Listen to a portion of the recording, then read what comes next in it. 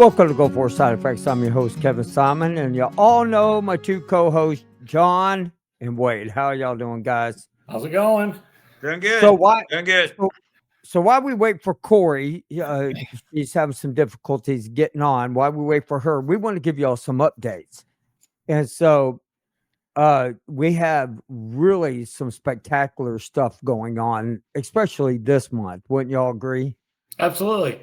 Oh yeah. And I mean, one of the most spectacular things that I would have to say, though, is that we got to present the ICD codes. And so, Wade, I need you to talk a little bit about it, kind of explain just a little bit on, updates that you've seen other vets post about the ICD codes. Yeah. I'm glad you mentioned that. A lot of confusion that I've seen on the ICD codes. The biggest confusion is there is no rating schedule for the ICD codes at this time. Ron, he did a good explanation about that when he was on and explained the codes and everything. Essentially, all these codes are going to do right now is to identify the veteran that they have this diagnosis of go for illness. That is for the medical community. It's going to give validation to the medical community as well as the veteran themselves. Then down the road, it's going to be easier for the VA to find them if and when there's a treatment, a cure. I doubt it, but it's a good way, easier way. But at this time, there is no rating for it. And that's the biggest thing that I'm seeing a lot of veterans are confused about. Yeah, I agree with you on that. And then now we have Cori. Cori, how you doing? I'm good. How you guys doing? All right. Great. Doing Doing good. This is Cori Walden. She was in the United States Army, and she was an administration specialist, correct? Yes. They don't Okay. make those anymore. Yeah, I can't wait to hear about this and everything. But before we get started there, we do actually have one more thing, and I've been waiting for you to come on. So December the 13th, we all know what day that is. That Yes. is Army and Navy game. And so I just want everybody to know that if the Navy beats Fine. them by more than 10 points, these two guys up here are going to dress like a woman. Full makeup, Yeah, everything. If I lose Nah. under 10 points, I'm going to dress up like a woman. So, Oh, with that being said, I am actually enjoying that sight right there. No offense, guys. Right. You better be finding yourself a good weight there, brother. We'll see about that. Cori, let's go ahead and let's talk a little bit about when you went in, how long you were in, and let's start, with what you did during Desert Storm. Actually, I went in 1990. I was still in basic training when Desert Shield started, and so we were told basically that nothing was going to happen and we weren't going to be affected by it. And of course, I believed it. And I was 19 at the time. And so, right during that time, of course, Exodus was over. We didn't get to go home. So basically left from home and was at basic training in South Carolina at Fort Jackson. And then went to and again told no, nothing's gonna happen. Actually, right after we do graduation that very same night, we received some temporary orders, and then the next day we graduated, and then literally in the middle of the night woke us up. Only 10 of us. Was me and 3 females, and the rest were males. We were only from first platoon, and literally went to CRC, got our stuff, and we were out probably within 2-3 days, which was really weird, or not weird, but we just thought, wait a minute, some of these guys have been here since August, the previous time, just kind of waiting to deploy. And all of a sudden, here it is, us 10, we're not even active duty yet. And ended up getting all our stuff, and we shipped out in the middle of the night, middle of nowhere, Fort Jackson, and somewhere got shots, lined up, did all of the things that we were supposed to do. And next thing you know, we're on a plane. And I'm like, okay. Not sure how that happens, but because of course we were told by the drill sergeants that we wouldn't go because we're 71 Limas, we're admin people. And the other time we were told, well, you're a female, you're not going, you haven't even gotten to your first duty station. I was like, well, that obviously didn't work. So that was a big fat lie. And ended up on a plane in the middle, somewhere with all a bunch of people, only us 10 were kind of stuck together. And until we got there, when we arrived, honestly, to tell you the truth, I was freaked out. And uh, just like, what's going to happen? Of course, you went through all the preliminary things of what to expect, and the spiders and all the training to know what to look for, what not to do, and all this stuff. And all I know is we got our weapon and all this gear on us, and I'm like, are they going to be shooting at us as soon as we get land or whatever? I don't know, because nobody said anything. She was worried Everybody about the just was, spiders. yeah, You exactly. had to make mention of the spiders. I don't know. You made it through Fort Jackson, okay? So you'd be all right. Well, what I mean, did y'all see spiders? Did y'all even see spiders? Oh yeah, I did. Oh yeah. How big were they? well, They big old were camel freaking spiders, big. ginormous. And sit there and sit on the Big side of a spiders. camel and suck the blood out. Yeah. Yeah. Bigger than Big Big. Boy. It was insane. I mean, we had Is that people the there that bond? were like playing with scorpions as pets, and it was like, what the frig are these people thinking of?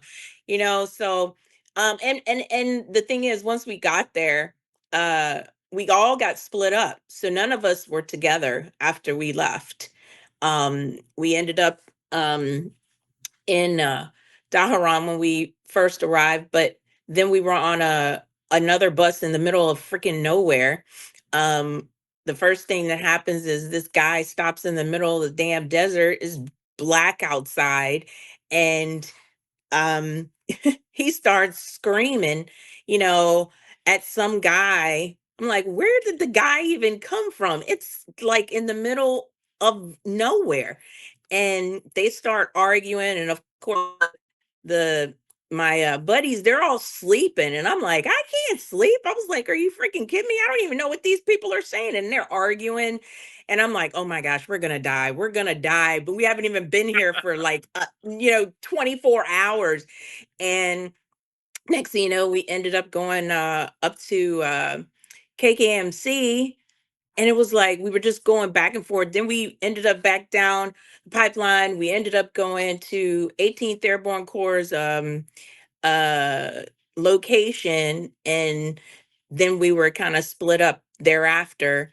Never saw them again. Never knew where they went. Nothing. So I ended up getting hooked up with 18th Airborne Corps and 13th COSCOM out of Fort Hood. And again, it was like, what just happened?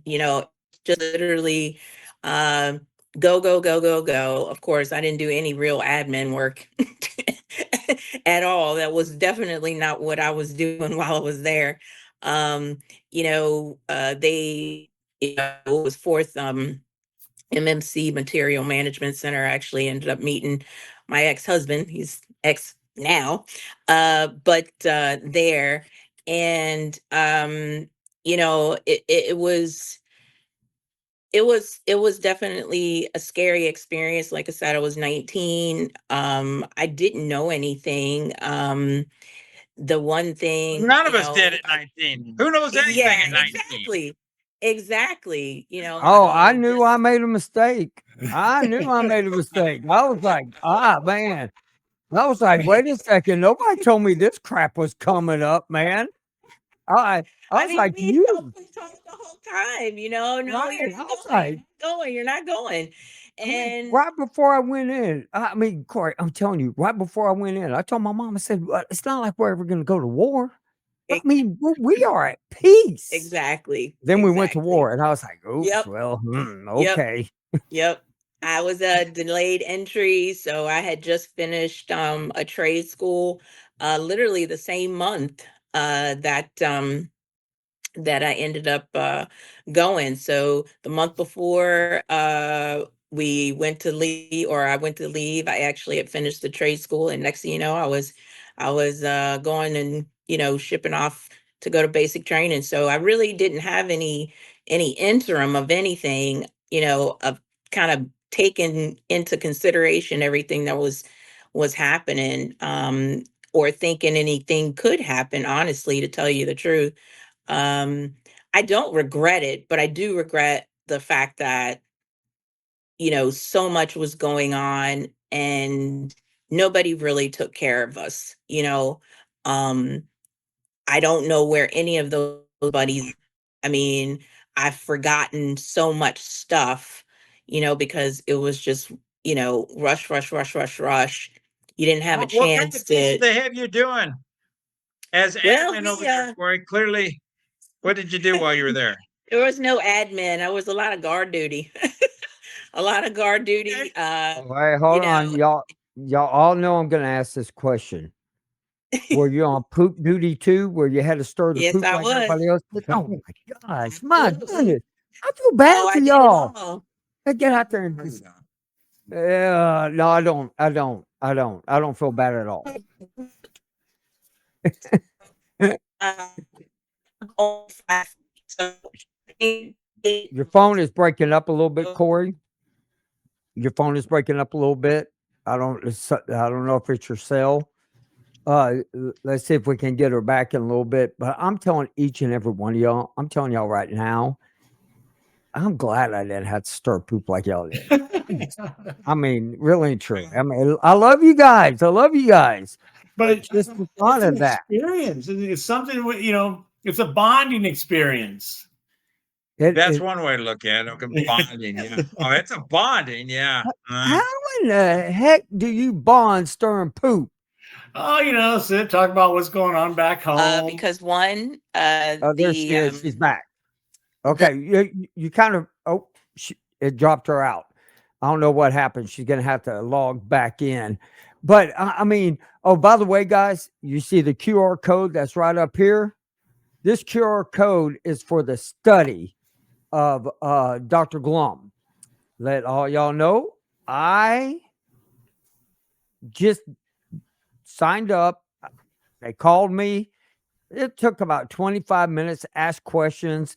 Very simple. There you go. It works that easy. It works that easy. And so, I mean, it just really, really good.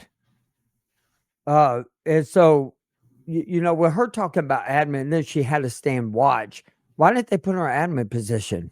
I guess they put you wherever they need you. Yeah. Well, I suppose probably being the FNG and new, she probably,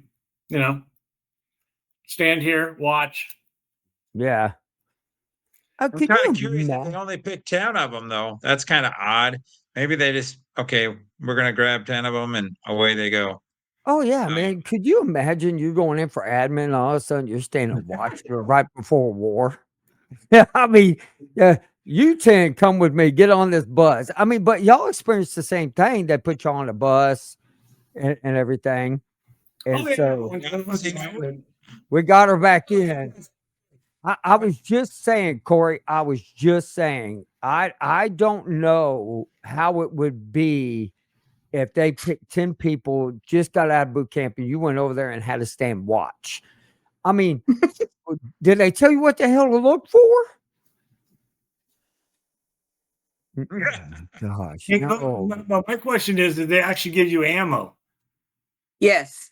Okay. Yes, I did. I actually, there was a couple of incidents when we were out on guard duty when I finally got actually to hooked up with 4th MMC, and we actually were out patrolling, and there was an incident where it was this weird bus like just stopped in front of our compound, and I called into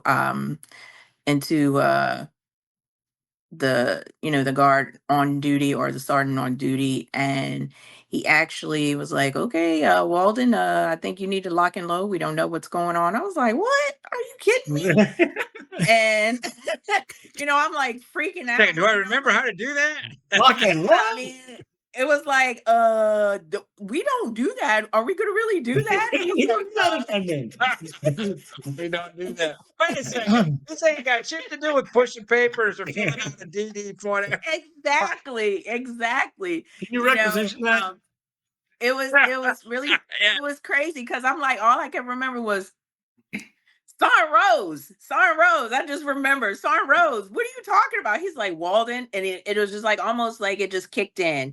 Training just kicked in. And he was like, I want you right now, load that weapon. And I want you to pay attention to where you're aiming and be ready to fire. And I was like, all of a sudden something just clicked on, and it was like, oh shoot. I just went into, automatic mode, and sure enough, I don't know what they threw out of the actual window of the vehicle, but soon as he said, if you see anything that's strange, I want you to go ahead and fire. And I was like, soon as I saw that thing pop out, pop, pop, pop, pop, pop, pop, pop, next thing you know, the off, and I'm like, did I just do that? Did I just do that? Like, we still don't know, what that was or who it was, but we just knew it looked like a threat. Did you hit And it? Did you hit the target? I wouldn't even know. I know my eyes were open. But I must have scared the crap out of them. That's all I can tell you, is because they didn't stay. So I must have been pretty close, That's honesty. I don't care what you say. That is the most honesty thing I've ever heard in my lifetime. Because Scared I'm the gonna shit out honestly of me. when I was in the Navy boot camp, we didn't get to like load magazines and all this to play with machine guns. Oh yeah, we played with grenades. Oh In man, basic, I mean, I had they, a lot of, I mean, I had three in basic training. We had three infantry drivers. Have any females? This was just before they did the real integration, and my the senior drill, Sam Rodriguez. Oh my gosh, this dude was the tallest freaking Hispanic I had ever seen. And he's big, and he's scary looking, and him, Joe Sergeant Hogue, Joe Sergeant Smith, they were all infantry guys. So they treated us just like we were dudes. There was no disparity about being a female whatsoever. And they didn't, I don't even know if we were females. It was just like, you're a freaking soldier. It's like, wait a minute, I got girl things to do, so Yeah, girl things to do. but I'm glad, because they really did treat us not like we were women, but that we really were soldiers, and that we needed to be prepared, even though at the time I didn't think that that was real, or that I that love could to even hear that. happen. I love to hear But that. yeah, Because in yeah. the Navy, I think we only got to fire 45 3 times, and that was it for the whole day. That's the last time I saw a gun. And next thing Oh I know, shoot. here I'm going out to Desert Storm, and they're over here. And see, they really don't let E3 and below have guns unless you're a gunner's mate, Yes, I've heard which of is really smart. Because I'm telling you, if they would have handed me a machine gun and said lock and load, I would have been like, it is was that a bolt fun action? in there. They It don't was give fun. E3 It was below fun. guns. No, It they was give you a fun. baton. They give I you a will tell baton. you, learning how to fire. I was a sharpshooter, wasn't an expert, but honestly, it taught me something very important that I didn't think about until much later. Um, Realizing to have that kind of power um from a weapon, that you can take someone's life that quickly. Honestly, it made me feel really, really like I could I could really screw some stuff up. I could really see back in the day. Yeah, I'd fuck you up. That's how I would see it. You know, Now you but look at it like, I'm glad I didn't yeah, have now to. I'm like, you can take a life, and it's really, really easy to do, and to not think about it until after this, after the situation. Like, my PTSD kicked in. I didn't know I had PTSD because back then they, they didn't have anything in the DSM for women to have PTSD, especially not from any kind of engagement of any kind of war combat of any type. So I was blown off. I was a bomb. I was literally a bomb. Um, and I was very violent. I was very aggressive. Um, I could not control my anger. I didn't know what was going on because, again, they just blew everything off. And so when I finally got to the VA and I was, should I say this? So me and my ex-husband, actually, the second one. So I'm not immune to that situation as a woman, with the spousal problems. But I was very violent, and he came at me the wrong way, and next thing you know, I was in the kitchen with that nice big knife, and I was ready to kill his butt.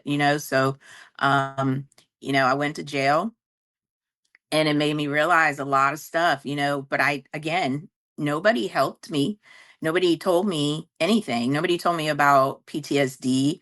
I was just blown off. There was no domestic violence, classes or any of that for women. Um, and I was pretty much isolated even when I came back. I went back to Germany when went to Fort Hood, and then I ended up going back to Germany, which was my original assignment. And Where at I had a Germany? I was actually in Graf. Oh, And, okay. yeah, I was in Wild Flicking. so I actually, you I was know what? permanent party in Wild Flicking. Yes, I actually used to do assignments from Graph to people, sending them to Vilflicken, to Vilsack, Hohenfels. And so you know, it that was the worst place to go. I mean, I'm like, I just Where? left Where was the worst? Where did you think Graph. the worst I mean, was? I'm like, the bullet Oh, troops were yeah. there. I mean, you're talking artillery, you got all this all this stuff that just constantly triggering, You you almost said know. all this military stuff, Yeah. didn't you? You You mean all this almost army said stuff? military. okay, but I have a question. You But I have a question. Wasn't this really the first time that women were in line of combat? I Eh, believe it was. Right? Yes, I believe it was, right? And yes, so you think about that. They've never tried that before. They didn't prepare properly because, I mean, be honest. I mean, when we all go through, they break you down all the way that they can, and then they build you back up their way. yeah, Not all of us build back up the same the way. same way. Yeah, It yeah, really is true. And so, I mean, we both have different dynamics about us. yeah. And I mean, no offense, but if I was married to a woman that was in a line of combat up front, I'm telling you right now, I wouldn't piss her off. Especially, no, I'd be like, "Hmm, oh, did I like that cooking? It was wonderful, honey. It was absolutely delightful." And I'll be like, kids, y'all better shut up and eat. Well, how And long were you over there, Corey? How long were honestly, you in the desert? I was only there. I got there at the end of January, just before the ground war. And I was there until April. And it was really, really it was a stressful situation because we traveled back and forth because we had another compound near the Kuwaiti border. So, I had a chance to see a lot of things that definitely were not what I was told, that I would be exposed to. Um, you know, even going into the city, when things were at least a little bit calmer. I mean, I experienced, a lot of that uh country's, hate, because of course I Oh, was still a woman, and walking next to another soldier to me was no big deal. But for them, it was like getting ready to lynch me up, so it definitely was a really difficult situation. I did still have to cover my face during that time if we were out in interesting. Really? Okay. Okay. and we did abide by some of their rules and their laws and their religion. Of course, we didn't do much during, the time that they were doing their prayer and, Ramadan, whatever. Um, but I definitely couldn't go into certain stores. My fellow soldiers might have went in to go get some things. Mm-mm. And outside, so I experienced a lot of things that didn't necessarily, um, you know, g- make me feel inclusive, and at the same time, there was nothing I could do about it. And of course, they definitely didn't, prepare us for that. So, Oh, shower. I did a lot of stuff. I mean, it was like, why can't I take a shower? I mean, I ended up cutting all my hair off because, you know, it was uh, so much sand, everywhere. We had scuds. I definitely a mean, desert. yeah, I mean, no baths, no nothing, and again, I'm a girl, and I realized after that experience, women aren't supposed to be here. I can assure you, they're not supposed to be in this situation, not in combat. I mean, So they just didn't even thinking, provide you. Now, of course, we weren't in the city. I never saw a city until KKMC. Well, until right at right. the end. So I never Yeah. saw any of that. But as a female, so what we did is we just took we water from the water Took a buffalo wad, and put, you wad. know, and stood on a pan, and that's, I mean, we had made showers had we gone when we got to places where we were going to be for a little while. We built the showers Mhm. and stuff, you know. Yeah. But Nope. isn't that basically what you guys had? You didn't even have Nope. that. Nope. We actually Okay. traveled once a month to a location to actually take a shower. When I tell you, it was always in the middle of the freaking night. It was always it was freezing water. It was no shower. It was just jump in, jump out, put your head to get Oh, wet, wash your hair, and up I'm and let it telling you. go. Um, Disgusting. I mean, wads, the bath latrine was the word. Well, I'm telling you right now, we had nice hot water, and you know, you're breaking we up would again, Corey. after a Yeah, while. yeah, Corey, you're breaking up again. But man, I tell you what, she has some fascinating stories, man. I mean, at least she's Yeah, I never. honest. At least I she's never honest. I heard. mean, We were women. never, we had women, not a lot of women, of course, but we weren't in an area where the women had to cover their faces or anything. We were never in that Well, sort of Wade, situation. Wade, how often did you take shower? Not once we left Champion, Maine, that would have been the end of December. Man. It was not often.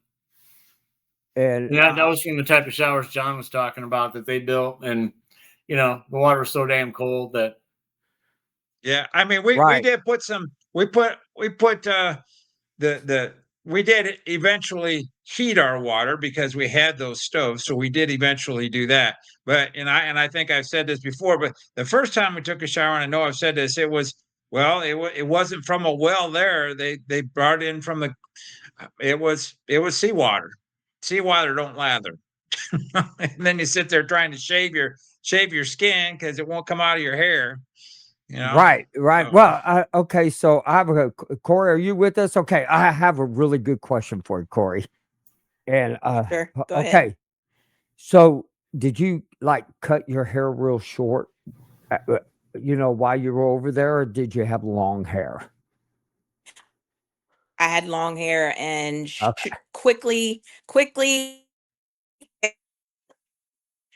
Oh, uh, well, hold on. You're I breaking heard up again because I want that. I want this answer.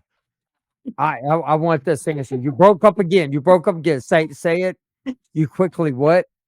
I cut it all off. I cut all my hair off. I It was, guessed it. yep, I guessed it. yep. And I the cut only it reason all I off. guessed it is because I talked to a lady the other day. She said when we got over there after a week, we couldn't take a shower.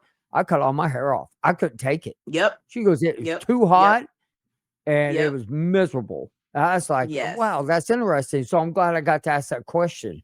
And so, yes, yes. but one thing I'm going to be honest with you, I love every answer that you're really giving us because you're being the most truthful I've ever heard out of most people who would come on this program. Be honest with you, like you know, you're like, I mean, And it's great. joke. I mean, sitting there, I had a little recorder, but I lost it because we tried to force on the, I was remember I had a little hand recorder and I'm on, the bus traveling. I'm like, we're gonna freaking die.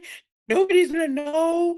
Nobody's gonna find my body. These people are crazy. I was like, what the fuck, and what am I supposed to be doing? What am I really here for? I was like, I'm never gonna see my parents again. I didn't get to go home. I Thanksgiving or Christmas, and here I am here. I didn't even get to call, and I'm like, all this is on the recording, and of course, and I finally when I met my my ex, I listened to it. He's cracking up. He's like, "This is hilarious." I was like, "This shit ain't hilarious." I'm like, "Dude, are you fucking kidding me?" I'm like, "I thought I was gonna die," and but that's the reality of the situation.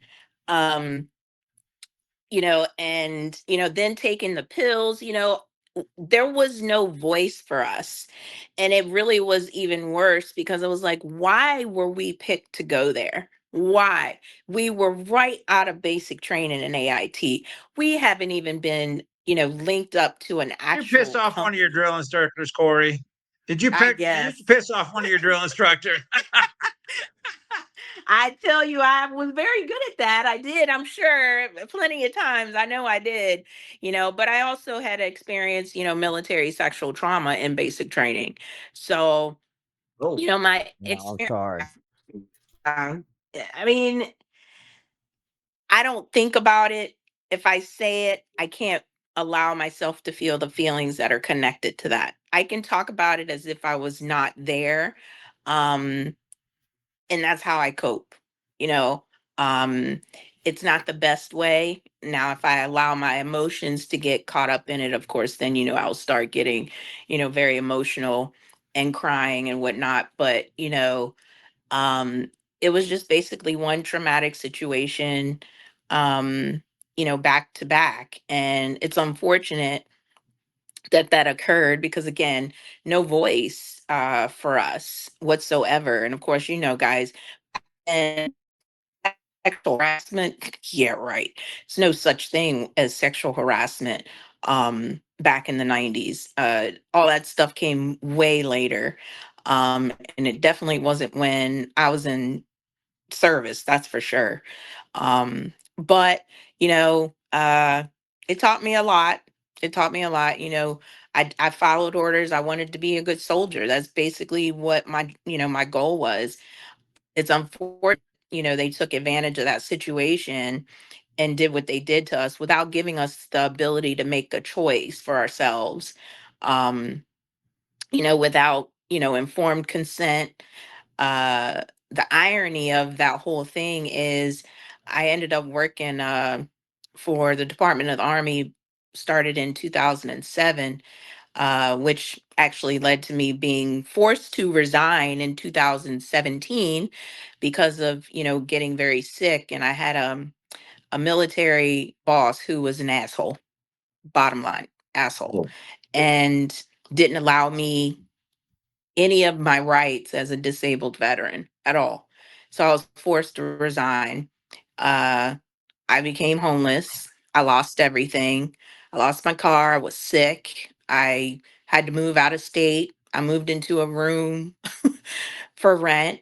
VA didn't help me at all. I was on the verge of suicide. And as a matter of fact, I'm not sure if it's still the group, but it was a group of Desert Storm veterans that I actually found on Facebook, because I was literally at the brink of getting ready to take my life again.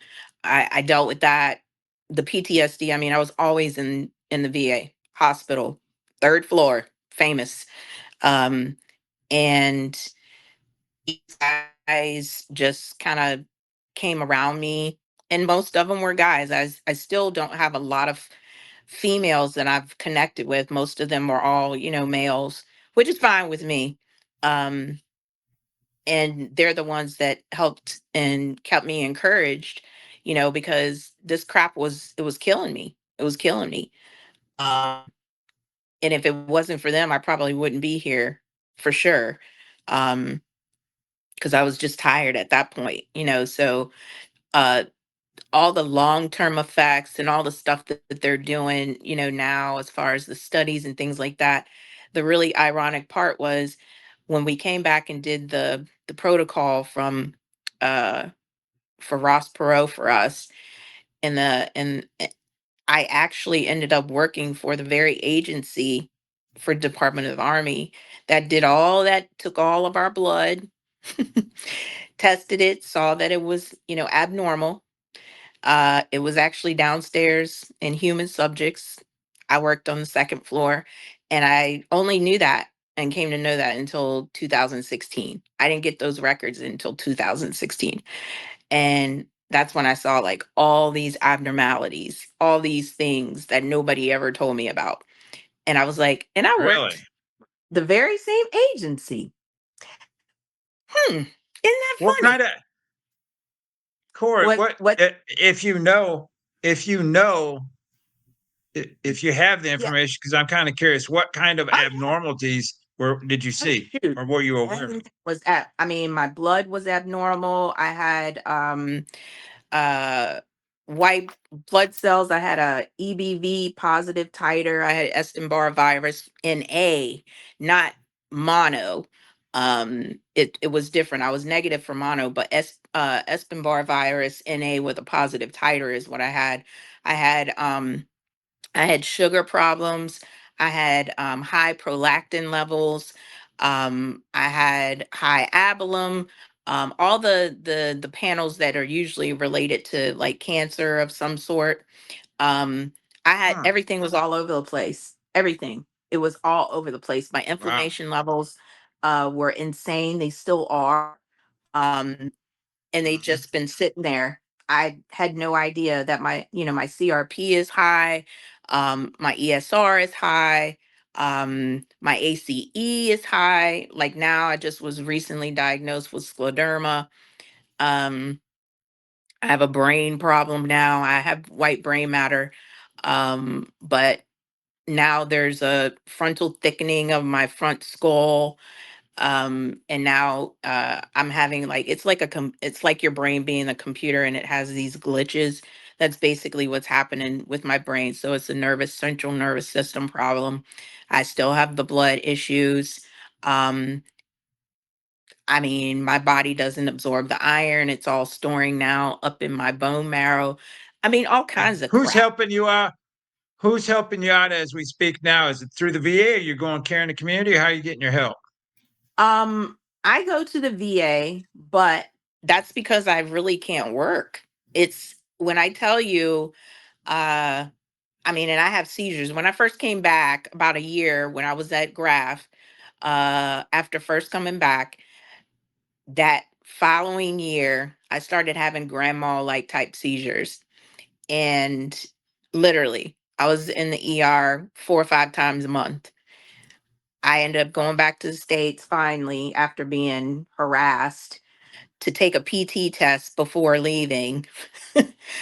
Oh shit. Major Hyam, still remember your butt fold name. Um, he made me take a PT test. Now, at that point in time, I was on a dead man's profile. Nobody knew why I was having these things. And literally, I had him in front of doctors, and they're like, "Nope, she's just playing it. It's all in her brain." And I was like, I never Really? even knew what a Wow. yes. When I tell you, I went through hell. I went through hell. Um, no doctor wanted to admit anything. There were definitely showed some changes, some definite issues that should have been like ding ding ding, something's not right.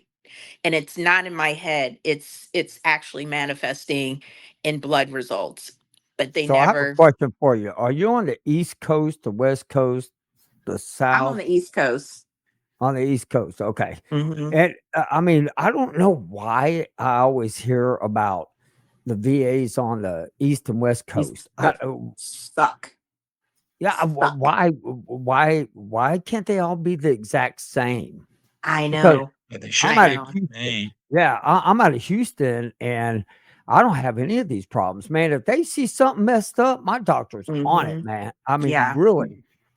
I visited a friend in El Paso, a former boss, and because I mean, we're like super friends now. Him and his wife and his kids. It's almost like we were in service together when we weren't. But I went out there to visit, and sure enough, I kid you not, I end up having it's called a hemiplegic migraine, so it mimics a stroke. I ended up in the hospital while visiting. I ended up having a parotid tumor on the side of my face. um, and I ended up in the ER, and then I ended up in hospital, actually at BAMSI. And when I tell you that their VA was on it, even though I wasn't actually being taken care of at that VA, I was actually being seen at the Army Medical Center uh, there, which was like, how am I doing that? But they took care of me. They made sure I was okay. Um, I was hospitalized. They were gonna get me to see, a physician while I was there in the community to see if we needed to go ahead and remove the cyst on the side because they didn't know if it was putting pressure to cause me to have that. And I kid you not, I'm like, my primary care literally didn't do anything, no paperwork whatsoever while I was there. The chief of staff actually at the Hampton VA here uh, was awesome. That's how I would get my care. I would literally go to the chief of staff. If I had a problem, like I had a hematologist there, butthole. I told him he was a butthole to his face because I was like, "You're an idiot. You can't even read." I'm like, "Do you want me to show you the clinicals?" Because, I went to school for, clinical research. I worked for a research, that's where I worked for DOD. I mean, I went to Liberty University, and that's what I was wanting to do. I wanted to do clinical, research. Well, I'm like, dude, hello, just because my red blood cell count isn't low doesn't mean that I don't have anemia. I'm showing you how that's possible. And, I was like, you know what? You don't know your job. I was like, yeah, I'm telling you to your face. So after that, for I went you. to, Good for you. oh, yeah, I love I, it. kn- I I don't, love it. don't even Absolutely play love that it. bull crap. Hell yeah. Yep. Hell yeah. That a girl. Good. Good for And, you. I mean, yeah, I mean, I agree with you. I mean, if they're not doing their job, they're not doing what they're supposed to. What You else are you supposed to do advocated for yourself. You yourself? stood up That's for your right. damn self. I That's love right. that. I That's freaking right. But love I that. mean, the one thing about it is, I really think that the VA needs to really, the administration part really needs to look at every VA and send It teams needs in there to with it. be streamlined. I don't It does, understand why you go to a different VA somewhere and they've got a totally different process. Do things. right? Why some have paperworks, why some people are still doing things in the legacy system, why some of the staff doesn't even know how to get to your private records. I was like, all these records I've had given to you and they should have been scanned in. Why is it when I get a new freaking doctor, they're like, I don't see those records. Did you look in the legacy system? Do you know where that is? Because if you, oh, I don't know how to get in there. What the frig are you doing then? You know, I mean, when I tell you I've never seen such incompetency. And see, for me, I'll be the first one to call your the president of the company, write a I like letter. that. I You like know, that. I don't have a problem with putting your butt on the line whatsoever, because you're getting paid to do this. And it makes me even more sick that some of these people are veterans. They're veterans working for veterans, and they're not doing their job. And they're like, I'm just biding my time, or They I don't just need want to to work. collect a paycheck, right? Exactly. Exactly. That's why when I worked at Rare, I ended up doing way too much I should have did. But the fact is, I learned so much about the system and how that works and how it doesn't work. And it helped me to, I can call you on that. Do you know you broke the law? Do you know you did this? Can I show you where the regulation is? Can I tell you why you don't have any employees? Do you know why you haven't filled that slot? Because you didn't do your freaking job. I can tell you why, because of this, and this. I mean, I ended up getting, when I worked at Rare, we worked basically under the Pentagon. So the very anthrax that was created, guess what? I worked for that agency, and they made it. We worked in a BSL lab, all the way up to level 4. And that's the kind that, the movie Contagion, with Dustin Hoffman, where they're, the Oh yeah. monkey. Well, guess what? Guess what that was about? Where I worked, literally. Um, that movie was based off of Rare. I was like, I didn't even know that until like years later. But they they knew exactly what was happening, and it really bothers me that now we're just getting an ICD code just now. You knew what the frick was going on in 93. And the reason Oh I yeah. know that is because I have the records to show. I have documents that fortunately I was able to finally get, granted years later, but it showed me you guys knew exactly what happened. You knew that we didn't have FDA approval for those pills or any of them shots, nothing. You didn't give informed consent. You knew exactly what was happening and you didn't give a shit. That's bottom line. And that's the part that really pisses me off, because I held off from having children, and now I'm 54. I hope it's not going to happen now, because I'm like, I don't think I can handle it. You know what I'm saying? you know I'm like, my body's already having a hard enough time as it is. I was like, I don't want anything to be coming out of that uterus of mine at this point. So but the fact is, I'm just like, but you took it, you took my life. So, I miscarried children because I'm thinking I'm like a test case, you know, um, and I don't want to pass that on to an unborn child. Right. But then to come and find out later, no, supposedly that there's no real evidence to support that. I was like, well, I do know some people that did come back and their kids were having some issues. So for me personally, I saw some disparities, but I also wanted to be wise enough to, take that into consideration. But the fact is, I mean, being that young, you really took away my life without giving me the opportunity to say, yeah, I want this, or no, I don't want this. That's my biggest problem. And now that, I am at 100%, I'm unemployable. Um, and I had to do that for myself. I went to the DAV. I'm a freaking lifetime member of VFW, but them jokers didn't know what to do. They they didn't know what to do. They didn't know how to do my paperwork. I had to read. I had to learn the language. I had to learn how to get myself approved. Um, and if I meet somebody that's having a hard time doing it, trust me, I can tell you at least the good bits of what you need to do to get that 100%. I personally would love to be able to just work and live my life. I don't. It took me a long time to get to the place where mentally, no, I need this because what you did to me never going to be paid back in the equivalency of what was done and what I have to deal with. And that I do deserve it. I don't ask for it, but I do, you owe me this because I got to live with it for the rest of my life. That's one of the pride things. Right, right. And that's the one thing about it is that me and a whole bunch of people who sit and talk on this program and listen to everybody's story. It sounds the same, but it's different for everybody. And it's how they handle it. And Yeah. so it sounds like that you had to really figure out and mature more into it compared to what a lot, and to what a lot of I did. people. Now, did you have a good support group to help you, like family or anything like that? Yeah.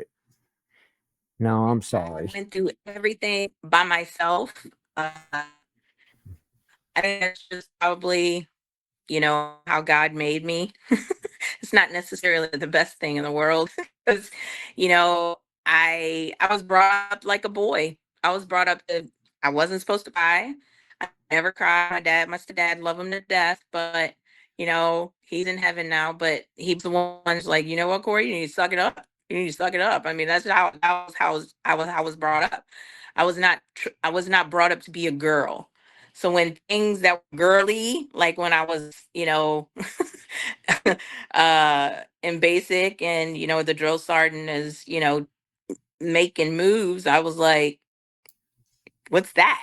I was tomboy and, so I didn't know what to look for. If anything, it was like fight. Okay. That's what I'm supposed to do. I'm supposed to fight. It wasn't, to cry about it. Did you have a combination of men and women drill instructors, or was it just female or just male? No, they were all male. They were all infantry. Really? Yep. Wow. Okay. All right. Because I was in engineers, and we had the males, and then on the second floor were the women, and the women would almost always have all women. Yeah. Drill instructors. A male would intervene like during PT and stuff like that. But Right. outside of that, we had female drill instructors. Wow, that's crazy. Women. Yeah. Okay. All of them, basic and AIT, they were all men. All men. Really? All men. Huh. Yep. Okay. Well, we are I thought coming. you were in the West We are coming to the. because you're in infantry. Admin. I'm like, why are you treating me like this? It was just, I mean, I still remember one time, Joe Sergeant Hogue, God bless him. I was so wanting to be such a good soldier. We were out doing DNC and I had a problem with just chatting and, formation. and he You're a little caught me. chatterbox, Corey. Oh yeah. Oh yeah. And it was just because I was bored, and he caught me talking and he was like, Walden, go over there and go get you some real estate. And of course, I'm just like, yeah, no problem. I'll go over there and do my push-ups and he'll tell me to recover. And they're still, practicing and whatnot. And I'm still over there doing push-ups. And I'm like, my arms are shaking. I'm in lean and rest. And I'm like, what the heck? And then I'm getting mad now. So then all of a sudden I'm like, it's getting darker. Why hasn't he asked me to recover yet? And Recover? Why hasn't he told you to recover? No. So they're marching away, getting ready to go back. And I'm still out on the freaking grass. And Corey's sitting there pushing the ground up. one of the girls, they were like, just Sergeant. You could hear her like yelling, are you gonna leave Walden over there? And he turns around like, oh shit. And he comes running over, Walden. And he's like, get up. And I was like, no, Drill Sergeant, you tell me to recover. I mean, that's just how asshole I was. And oh God. he tell me to recover, get up. I'm fuming. I mean, I'm pissed. Tears are running down my face. And he's like, Walden, he's trying to be like human with me now, and I don't know how to be human. I'm like looking at him and I'm standing at parade rest and I'm sitting there and I'm like, no, Drill Sergeant. And he's looking at me. He's like, Walden, calm down, calm down. No, Drill Sergeant, I'm a soldier, Drill Sergeant. I'm looking, straight. He's like, look at me, damn it. And I'm like, I'm not supposed to look at you. It was just so he was like, holy shit, this girl is gonna drive me to drink, And sure enough, I finally calmed down the tears, my face is beet red. And I'm just like so mad. I'm so angry. But he was like, you need to calm down. And I was just like, calm Could down. you imagine that they forget about you and you're over there? I mean, after a while, you can't feel your arms anymore. You're just laying there like, I was Christ. just leaning. Corey, I've seen it happen, and you're like, "What? Oh God, I feel That sorry is for you, the poor son of a bitch." that's the craziest thing. Well, we're coming to the end of the program, and I mean, Corey, thank you for coming on. Oh, you're Wade, very John, welcome. as always, thank y'all. I'm And sorry I took up your time. no, this That's is what this is about. Yeah, Yeah. this is about your time. It ain't about my time. It's about your time and Well, I everything. appreciate And it. that's what I really like about this show is that when we come on and laugh about things, we can joke about it. And in the serious of things, we can still find the humor. I mean, Yeah. I don't know what it was like that. I'd be left out in the grass to not do push-ups. But hey, that's the each his own right there. And that's why you join the Navy. Yep. I mean, Red ads, trust me. First day and red well- ads. So I was like, get the frig up out of here, so we're going to go into what we call the after the show. And the after show is where we can say anything we want and people have to go to Patreon to listen to it. So y'all go join us over at Patreon. Also, if you need to get a hold of us, you can get a hold of us at Kevin Simon at GoForSideEffects.com. And you always know you can, find Wade, find John. They're on Facebook. Message them. You can message me and everything. And this is our Patreon. Go over to patreon.com/GoForSideEffects. And this is where we're going to go have some fun because now I have some other questions I got to ask. So y'all, hang tight, Corey. y'all have a great, hang tight, Corey. Y'all have a great night and we'll see y'all next week. All right. Yeah.